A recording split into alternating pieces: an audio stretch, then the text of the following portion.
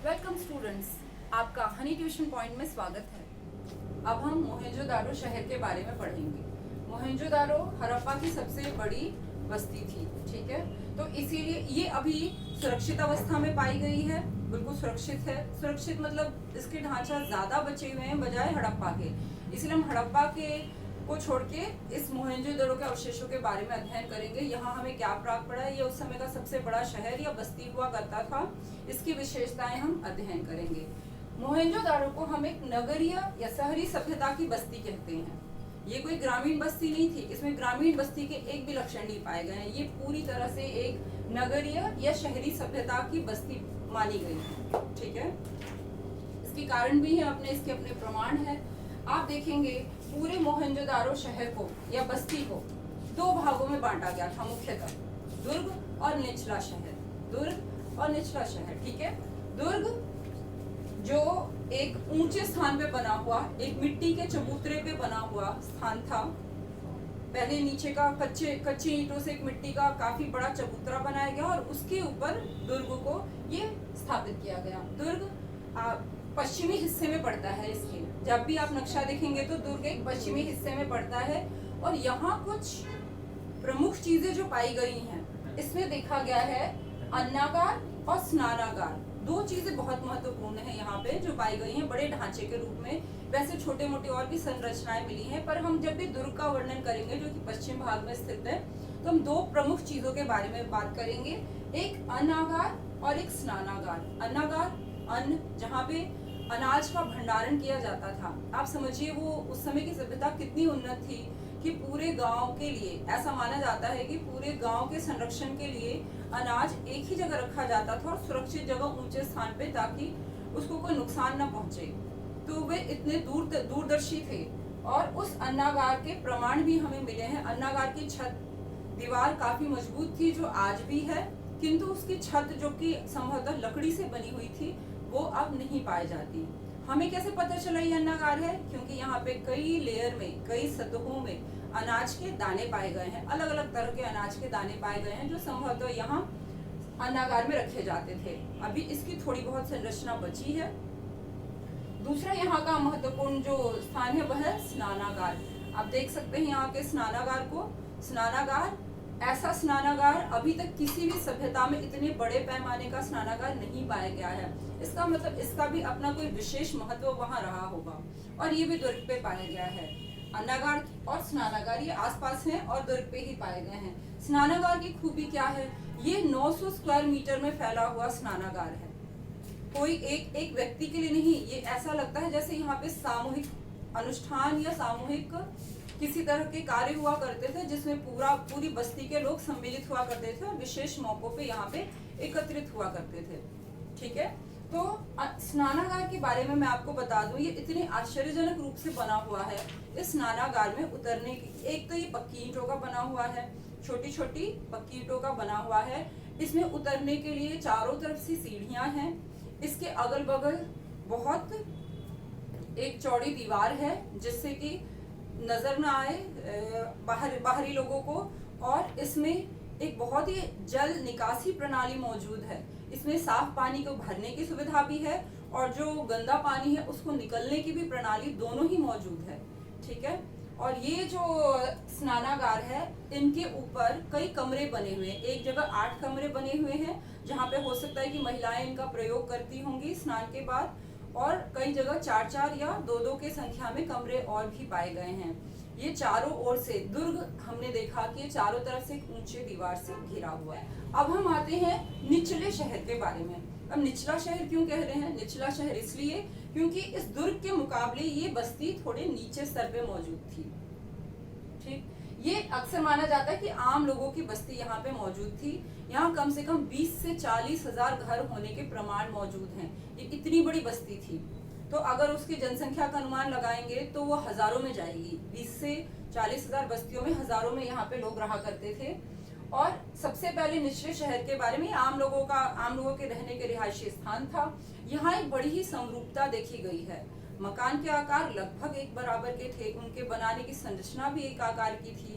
ये सड़क के दोनों किनारे एकदम, इनमें एक बहुत ही समरूपता थी, ठीक है। तो हम घरों के बारे में पढ़ेंगे। हड़प्पा संस्कृति के घरों की क्या खूबी है। हड़प्पा संस्कृति के घर कच्ची ईंटों के और पक्की ईंटों के दोनों ही प्रकार के घर यहाँ पे पाए गए हैं आवास के लिए, जिनमें आम लोग रहा करते थे। इन घरों के दरवाजे पीछे खुलते थे, आगे की तरफ किसी भी घर में दरवाजा नहीं पाया गया है। इनके मुख्य दरवाजा पीछे की तरफ खुलता था और ये नीचता का बड़ा ध्यान रखते थे। इनके नीचे के जो नीचे मंजिल था उस पर एक भी खिड़की नहीं पाई गई है। इसका मतलब ये नीचता का बहुत ध्यान रखते थे।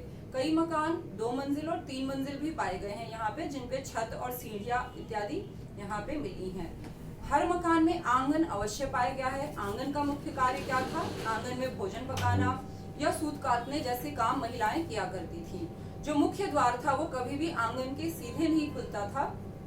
मुख्य द्वार थोड़ा सा आंगन से हटके, यानी जब आप पीछे से घर में घुसेंगे तो आपको आंगन पहले नहीं दिखाई देगा, आपको घूम के वहां पे जाना होगा।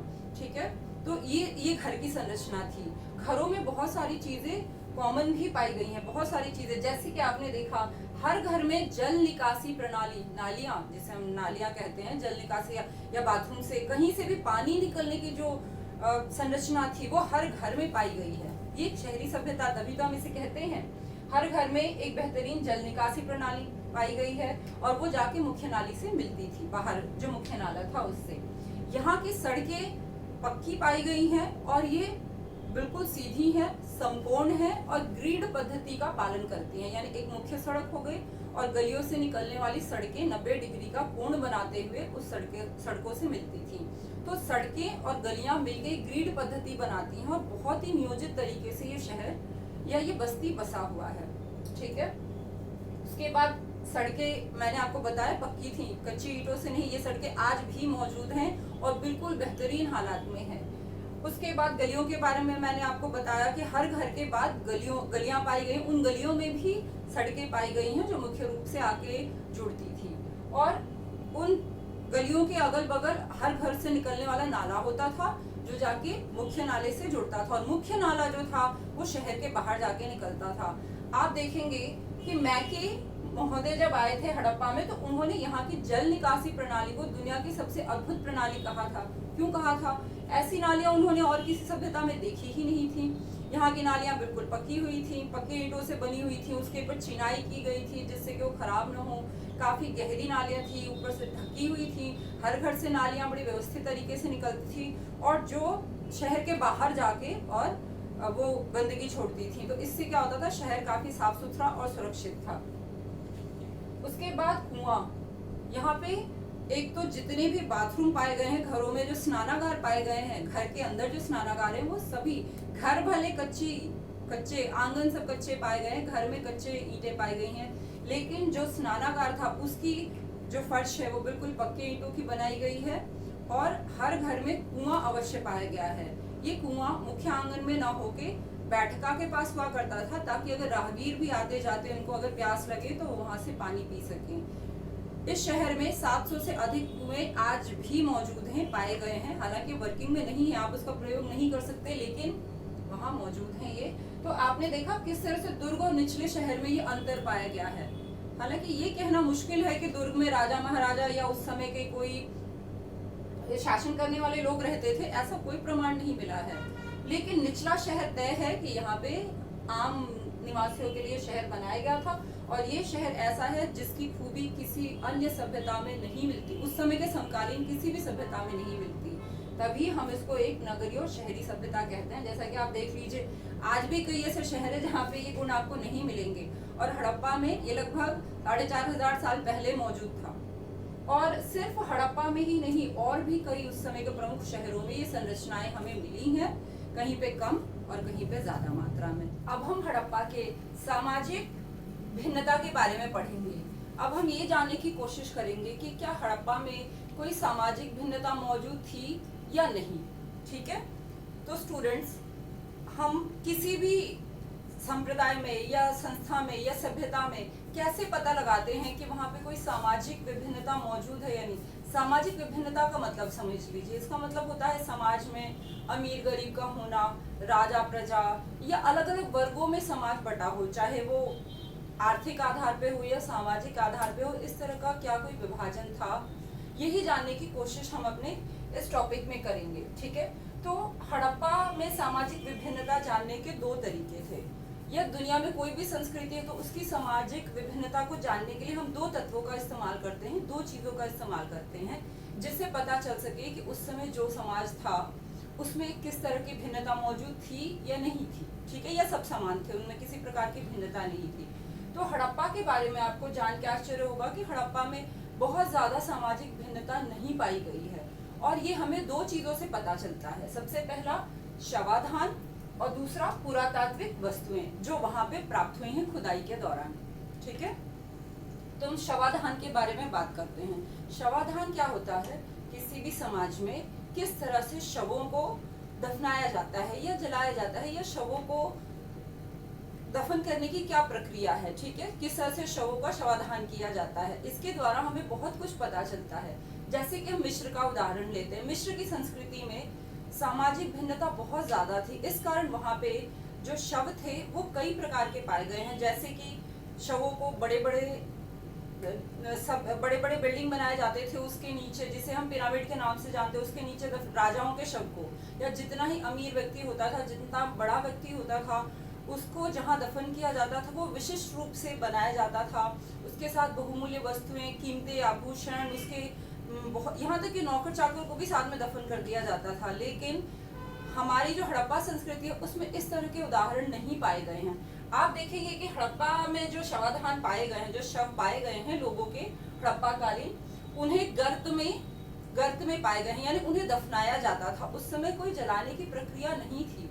ये जो गर्त थे वो सामान्य भी पाए गए हैं और कई जगह थोड़ी बहुत चिनाई वाले गर्त भी पाए गए हैं। उसके बाद इन शवों के साथ हमने देखा कुछ मृदभांड, कुछ छोटी छोटी आवश्यक वस्तुएं उनके साथ डाली गई हैं, और सामान्य तौर पे देखा गया है कि स्त्री या पुरुष दोनों के ही शव पे छोटे मोटे आभूषण पाए गए हैं। लेकिन अगर तांबे, कई बार धातुओं की भी चीजें मिली हैं छोटी मोटी, लेकिन उसे हम ये नहीं कह सकते कि कोई बहुत कीमती वस्तु वे शवों के साथ उसको दफनाते थे। तो इस तरह से आप जान पाएंगे कि हड़प्पा में जितने भी शव मिले हैं उनके शवाधान करने का तरीका लगभग समान था। थोड़ा बहुत भिन्नता, इसको हम बहुत बड़ी भिन्नता नहीं मानते। ठीक है, तो आपको पता चलेगा कि शवाधान से पता चलता है कि समाज में किसी भी प्रकार की सामाजिक और आर्थिक विभिन्नता नहीं थी। अब हम दूसरे अपने तत्वों पे चलते हैं जहां हमें आर्थिक आधार पे कुछ विभिन्नता दिखाई देगी। ठीक है, वो भी सर्वव्यापी नहीं थी, कुछ जगह पाई गई है तो कुछ जगह नहीं भी पाई गई है। ये है पुरातात्विक वस्तुएं। ठीक है, पुरातात्विक वस्तुएं क्या होती हैं? उस जगह से खुदाई में मिली गई वस्तुओं को हम पुरातात्विक वस्तुएं कहते हैं। तो हड़प्पा में जो हमें पुरातात्विक वस्तुएं मिली है उसे हमने दो भागों में बांट लिया, दो प्रकार में, एक उपयोगी वस्तुएं और एक हो गया विलासी वस्तुएं। उपयोगी वस्तुएं वो होती हैं जो हर व्यक्ति के प्रयोग के लिए बेहद आवश्यक हैं, जैसे कि खाने में नमक, तो उसे हम कैसी वस्तु कहेंगे? एक बेहद उपयोगी वस्तु कहेंगे। और दूसरी है विलासी वस्तु, जो व्यक्ति जिसके पास आर्थिक स्थिति जिसकी अच्छी होगी वही उसका प्रयोग करता होगा, या उसका पोजीशन ऐसा है कि वो इन वस्तुओं तक पहुंच पाता है। सामान्य व्यक्ति उसका प्रयोग नहीं कर पाते, इसीलिए हम उसे विलासी वस्तुएं कहते हैं। वैसे तो विलासी वस्तुओं में हड़प्पा के समय कुछ खास चीजों को हमने डाला है, जिसको आप समझ लीजिए कि हम उनको विलासी वस्तुएं क्यों कह रहे हैं। उपयोगी वस्तुओं में तो आप समझ गए, मृदभांड, मटके, सुइयां, झावा, चक्कियां जो हर घर में मिलती थी।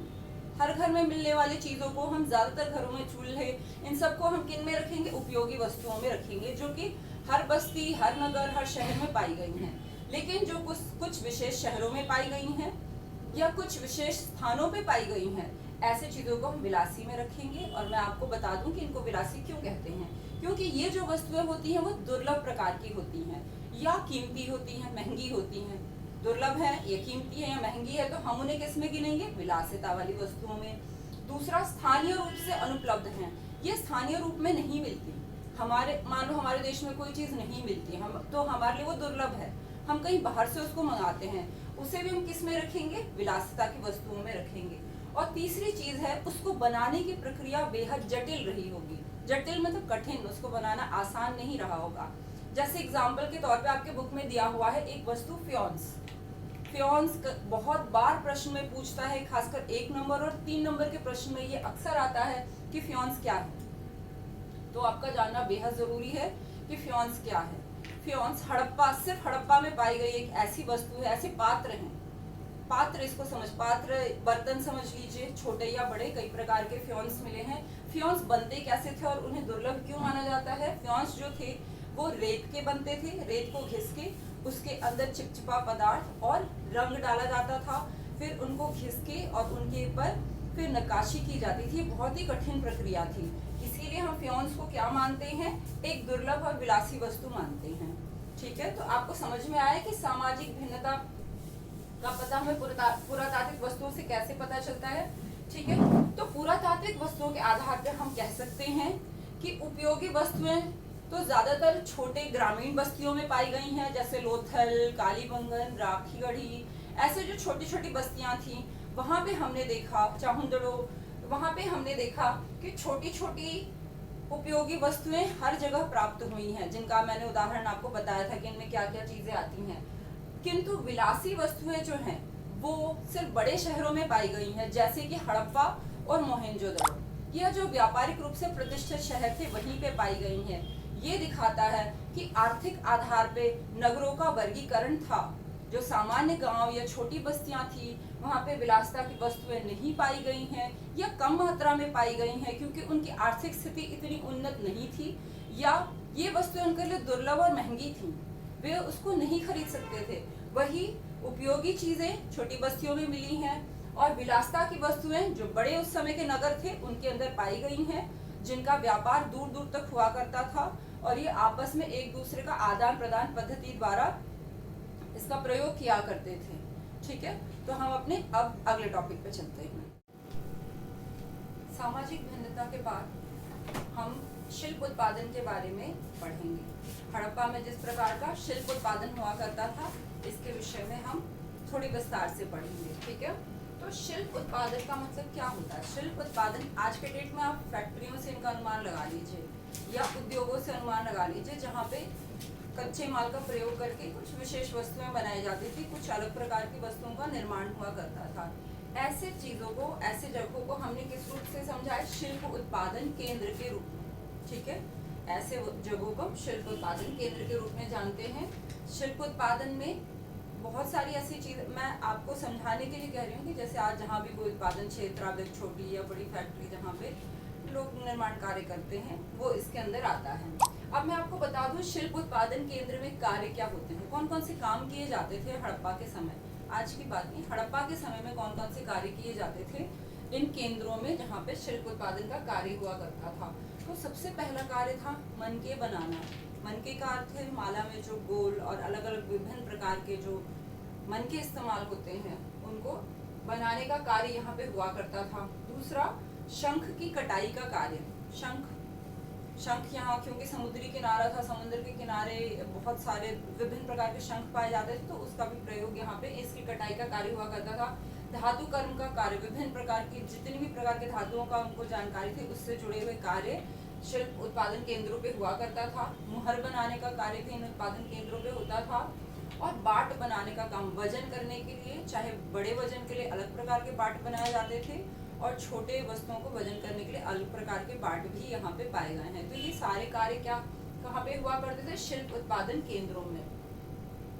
अच्छा, उसके बाद अब इन चीजों को करने के लिए कच्चा माल भी तो चाहिए। किस प्रकार का कच्चा माल इस्तेमाल हुआ करता था इन शिल्प केंद्रों में, वो मैं आपको समझाने वाली हूँ कि जब कोई भी वस्तु हम निर्मित करते हैं तो हमें कच्चा माल भी तो चाहिए। तो किस प्रकार का कच्चा माल वो प्रयोग करते थे? कीमती पत्थर जैसे जैस्पर, क्वार्ट्जाइट, आप देखेंगे विभिन्न प्रकार के रंग बिरंगे पत्थरों का, जो कि उस समय काफी कीमती माने जाते थे, ऐसे पत्थरों का प्रयोग वो मनके बनाने के लिए किया करते थे। धातु में उनको सोने, चांदी, तांबा, कांसा, जिन भी धातुओं की उनको जानकारी थी उनसे उनका भी प्रयोग वो अपने शिल्प उत्पादन केंद्रों में विभिन्न चीजों को बनाने के लिए किया करते थे। शंख का प्रयोग भी वे किया करते थे। शंख के द्वारा वो मनके भी बनाते थे, चूड़ियाँ और विभिन्न प्रकार की अन्य वस्तुओं का निर्माण वो शंख के द्वारा करते थे। फ्योन्स से पात्र बनाए जाते थे। उत्पादन केंद्रों पे फ्योन्स के द्वारा क्या बनाए जाते थे? पात्र, बर्तन जो घर में इस्तेमाल होते हैं या सजाने के लिए छोटे छोटे मृत भांड, ये सब फ्योन्स में आते थे।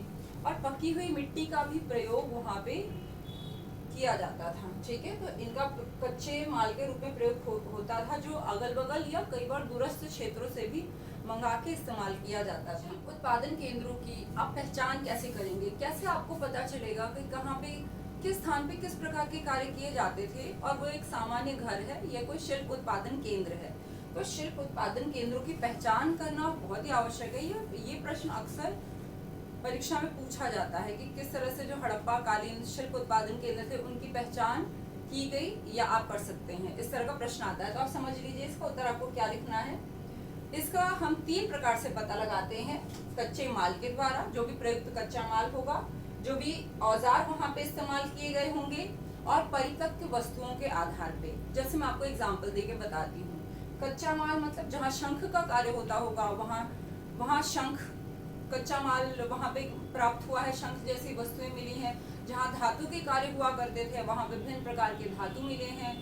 तो जिस प्रकार की वस्तु वहाँ, जहाँ मनके का काम होता था, वहाँ मनके से जुड़े कीमती पत्थर और इन सब चीज़ों का, क्योंकि वो कच्चे माल के रूप में इस्तेमाल होते थे, तो वहाँ उनका पाया जाना ये बताता है कि वहाँ किस प्रकार के कार्य किए जाते थे। जैसे मैं आपको 2 स्थानों का नाम बताती हूँ, जिनमें आपने बालाकोट और नागेश्वर, ये दोनों बिल्कुल समुद्र के किनारे वाले स्थान थे और यहाँ पे शंख का कार्य किया जाता था। और यहाँ के ज्यादातर उद्योग स्थलों में शंख कच्चे माल के रूप में उद्योग स्थलों के इर्द गिर्द प्राप्त हुआ है। ठीक है, उसके बाद आप देख लीजिए मनकों का कार्य, लोथल, कालीबंगन, ये ऐसे क्षेत्र थे, राखीगढ़ी, जहाँ पे हमने देखा कि मनके निर्माण का कार्य हुआ करता था, क्योंकि यहाँ पे कई क्षेत्रों में हमने मनके से जुड़े पत्थर और धातु इत्यादि वस्तुओं को हमने देखा है, और इनमें प्रयुक्त होने वाले औजार और ये सारी चीजें वहाँ पे पाई गई हैं। अब दूसरी चीज हम देखते हैं औजार, जैसे कि उसको जिस तरह का कच्चा माल इस्तेमाल करते हैं और जो चीजें हमें निर्मित करती हैं, उसके लिए कौन से औजारों का प्रयोग करेंगे। जैसे मनके हैं, तो मनके को पत्थरों को तोड़ने के लिए, उनको साफ करने के लिए, उनको पॉलिश करने के लिए, उनको काटने के लिए, उनके अंदर छेद करने के लिए, घिसाई, अन्य विभिन्न प्रकार के कार्य होते हैं मनके बनाने के दौरान। उसमें जो औजार प्रयोग में लाए जाते थे वो उन स्थानों पे मिले हैं।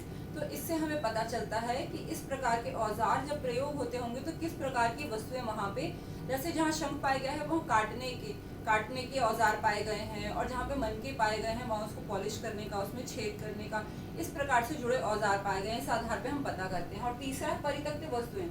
जब कोई भी उद्योग आप चलाते हैं तो बहुत सारा वेस्ट मटेरियल, बहुत सारा कूड़ा करकट बच जाता है, या कई बार वस्तुएं टूट जाती हैं या पूरी तरह से कंप्लीट नहीं है, इनकम्प्लीट चीज़ें हैं, तो उनको हम क्या करते हैं, कहीं पे डंप कर देते हैं, आसपास ही कहीं पे डंप कर देते हैं, कहीं पे फेंक देते हैं कूड़े की तरह, या उसको छोड़ देते हैं। ऐसी वस्तुएं अभी भी हमें ये बताने में सक्षम होती हैं कि ये जो है ये यहाँ पे किस तरह का कार्य हुआ करता था। अगर मान लो कहीं पे बहुत ज़्यादा मिट्टी के बर्तन के टुकड़े हैं, मटकों के टुकड़े हैं, बहुत सारे इकट्ठे पाए गए हैं, तो हमें ये अनुमान लगेगा कि यहाँ पे हो सकता है कि मिट्टी के मटके या मृदभांड वगैरह बनाए जाते होंगे। ठीक है, तो ये 3 आधार हैं, कच्चा माल, औजार और परित्यक्त वस्तुओं के आधार पे हम उत्पादन केंद्रों की पहचान कर सकते हैं। अगर आपको ये वीडियो पसंद आए तो लाइक करें, शेयर करें, कमेंट करें और सब्सक्राइब करें, और बेल आइकन दबाना ना भूलें। धन्यवाद।